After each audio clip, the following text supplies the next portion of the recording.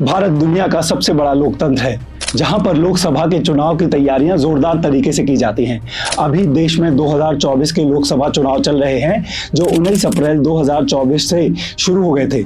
इस बार चुनावों को 7 चरण में कराया जा रहा है, जिसमें से 4 चरण हो चुके हैं और 7वां चरण 1 जून 2024 को होगा और 4 जून को रिजल्ट आ जाएगा। अब यह तो 4 जून को ही पता लगेगा कि सरकार किसकी बनने वाली है, लेकिन वोट देने से पहले लोगों को यह जानना काफी जरूरी होता है कि सरकार आपको चुनाव जीतने के बाद क्या कुछ देने का वादा कर रही है। आज मैं आपको देश की 2 सबसे बड़ी पार्टी बीजेपी और कांग्रेस के घोषणा पत्र में क्या मुख्य बातें हैं वो बताने वाला हूं। तो चलिए फिर बिना देरी के वीडियो शुरू करते हैं। बीजेपी का घोषणा पत्र, जिसका शीर्षक है मोदी की गारंटी, महिलाओं, युवाओं, वंचितों और किसानों पर केंद्रित है। वहीं दूसरी ओर कांग्रेस का घोषणा पत्र, जिसका शीर्षक है भारत जोड़ो न्याय यात्रा, युवा न्याय, नारी न्याय, किसान न्याय, श्रमिक न्याय और हिस्सेदारी तैयारी न्याय, इन 5 बातों पर केंद्रित किया गया है, जिसे न्याय के 5 स्तंभ बताया गया है। सबसे पहले बात करते हैं युवाओं के लिए दोनों पार्टी ने क्या वादे किए हैं। बीजेपी ने वादा किया है कि सबसे पहले तो वो पेपर लीक के खिलाफ कानून लेकर आएंगे, सरकारी नौकरियों को समयबद्ध तरीके से भरने की कोशिश करेंगे। बीजेपी का अक्सर से ध्यान स्टार्टअप्स की तरफ रहा है, तो उनका यह कहना भी है कि वो भारत को स्टार्टअप्स का पसंदीदा डेस्टिनेशन बनाएंगे।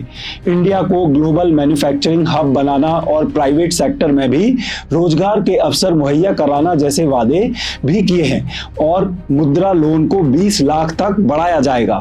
वहीं दूसरी ओर कांग्रेस का कहना है कि वह तेजी से बेरोजगारी की समस्या से लड़ने की कोशिश करेंगे। राइट टू अप्रेंटिस एक्ट लाएंगे। जो भी स्टूडेंट 25 साल की उम्र तक कॉलेज डिग्री प्राप्त कर लेगा, उसे 1 साल तक पब्लिक और प्राइवेट सेक्टर में अप्रेंटिसशिप की गारंटी दी जाएगी। सरकार के अंदर जितनी भी वैकेंसी है उन्हें जल्द से जल्द भरा जाएगा और जो भी आवेदक कोविड की वजह से 1 अप्रैल 2020 से 30 जून 2021 तक परीक्षा नहीं दे पाए थे, उन्हें 1 टाइम रिलीफ दिया जाएगा। वरिष्ठ नागरिकों की बात करें तो बीजेपी की तरफ से 70 साल से ज्यादा के सभी वरिष्ठ नागरिकों के लिए आयुष्मान भारत योजना का लाभ देने का वादा किया गया है।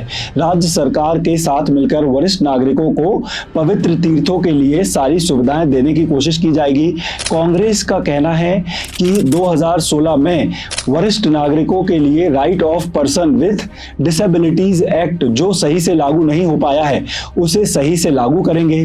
नेशनल सोशल असिस्टेंस प्रोग्राम की पेंशन को 1000 रुपए प्रति महीना कर देंगे और वरिष्ठ नागरिकों के लिए पब्लिक ट्रांसपोर्ट, रेल और सड़क में यात्रा रियायतें को बहाल करेंगे।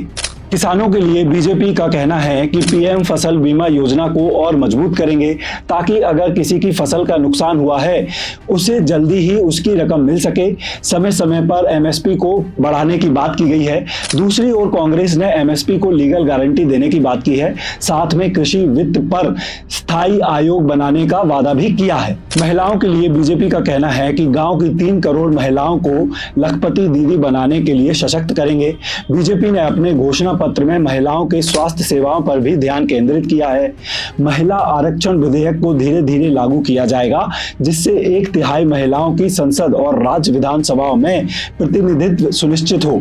वहीं दूसरी ओर कांग्रेस पार्टी महिलाओं के लिए महालक्ष्मी स्कीम लेकर आएगी, जिसके तहत बिना किसी शर्त के जो देश में गरीब परिवार हैं उनकी महिलाओं को 1 लाख रुपए हर साल दिया जाएगा। केंद्र सरकार की नौकरी में 2025 से महिलाओं के लिए 50% नौकरी को आरक्षित किया जाएगा। सावित्रीबाई फुले हॉस्टल देश के हर डिस्ट्रिक्ट में लाए जाएंगे, ताकि जो घर से बाहर काम करने वाली महिलाएं हैं उन्हें वहां पर रहने के लिए एक उचित स्थान मिल सके। स्वास्थ्य के लिए बीजेपी का कहना है कि देश भर में गुणवत्तापूर्ण स्वास्थ्य सेवा केंद्र बनाए जाएंगे। पीएम आयुष्मान योजना को भी बढ़ाया जाएगा। जन औषधि केंद्र नेटवर्क को भी बढ़ाया जाएगा, ताकि उचित गुणवत्ता वाली दवाइयां कम पैसों में ज्यादा से ज्यादा लोगों को मिल सके। कांग्रेस का कहना है कि जो राजस्थान में कैशलेस इंश्योरेंस मॉडल लेकर आए थे 25 लाख तक का, तो इसे पूरे देश में लेकर आएंगे। पब्लिक हेल्थ सेक्टर में आप कहीं भी जाओगे तो आपका मुफ्त में इलाज किया जाएगा और 2028 से 2029 तक हेल्थ एक्सपेंडिचर को बढ़ाकर जीडीपी के 4% पर लेकर आएंगे। भारतीय अर्थव्यवस्था के लिए बीजेपी का कहना है कि अगली टर्म में भारत दुनिया की तीसरी सबसे बड़ी अर्थव्यवस्था बन जाएगा और महंगाई पर पूरी तरह नियंत्रण रखा जाएगा। देश की जीडीपी को बढ़ाने के लिए एम्प्लॉयमेंट और सेल्फ एम्प्लॉयमेंट को बढ़ाने की पूरी कोशिश की जाएगी। देश के जो ईमानदार करदाता हैं उन्हें सम्मानित किया जाएगा। दूसरी तरफ कांग्रेस का कहना है कि जीडीपी को अगले 10 साल में डबल किया जाएगा। गिग वर्कर और अनऑर्गेनाइज्ड वर्कर को सोशल सिक्योरिटी दी जाएगी और उनके हक को सुरक्षित किया जाएगा। Free trade, rule based international trade और कॉमर्स को सपोर्ट किया जाएगा। जीएसटी में कई सारे टैक्स लिए जाते हैं, उसे बदला जाएगा। शिक्षा के लिए बीजेपी का कहना है कि जो शिक्षा के लिए मौजूदा संस्थाएं हैं उन्हें अपग्रेड करने पर ध्यान केंद्रित किया जाएगा, उनकी कैपेसिटी बढ़ाने पर और उनके इंफ्रास्ट्रक्चर पर। 2020 में आई राष्ट्रीय शिक्षा नीति, उसके अनुसार स्टूडेंट की स्किल पर ध्यान दिया जाएगा, जिससे इंडस्ट्री में स्किल के हिसाब से सभी को नौकरी मिल सके।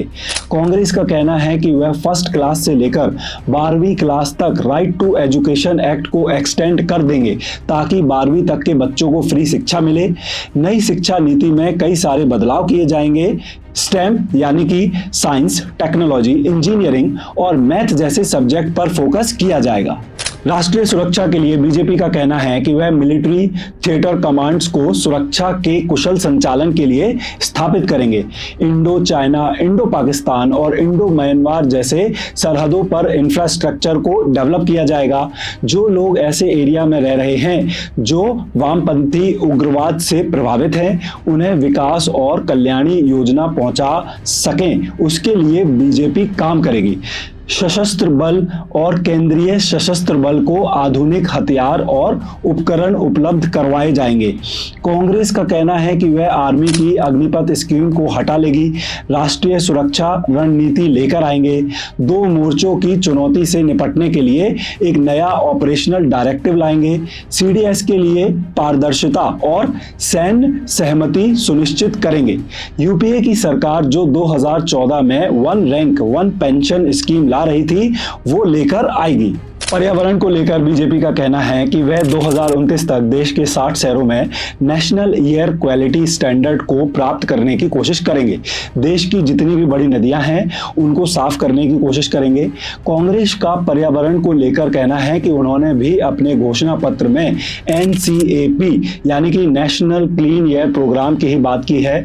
उनका कहना है कि वो एक इंडिपेंडेंट अथॉरिटी लेकर आएंगे ताकि पर्यावरण स्टैंडर्ड पर अच्छे से ध्यान दिया जा सके। तो दोस्तों, यह है बीजेपी और कांग्रेस के कुछ मुख्य वादे जो इन्होंने देश की जनता से अपने घोषणा पत्र में किए हैं।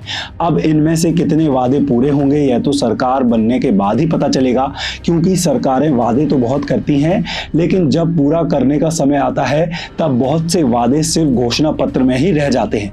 और इसका अगर आपको आकलन करना है तो आप इन दोनों ही पार्टियों के पुराने घोषणा पत्र उठाकर देख लें और उससे इनकी सरकारों के वास्तविक कामों को मिलाकर देख लें कि क्या इनकी सरकारों ने घोषणा पत्र के हिसाब से काम किए हैं या नहीं। आपको अंदाजा लग जाएगा कि कौन सी सरकार कितने प्रतिशत तक अपने किए हुए वादों को पूरा कर पाई है और ये एक अच्छा तरीका भी हो सकता है आपका अपना अगला चुनाव करने का। तो दोस्तों, मेरी तरफ से थी यह एक रिपोर्ट दोनों ही बड़ी पार्टियों के इस वर्ष के चुनाव में दिए गए घोषणा पत्र के बारे में। अगर आप लोगों की भी कुछ राय है हमारे इस वीडियो को लेकर तो आप हमारे कमेंट सेक्शन में जाकर हमें अपनी राय साझा कर सकते हैं।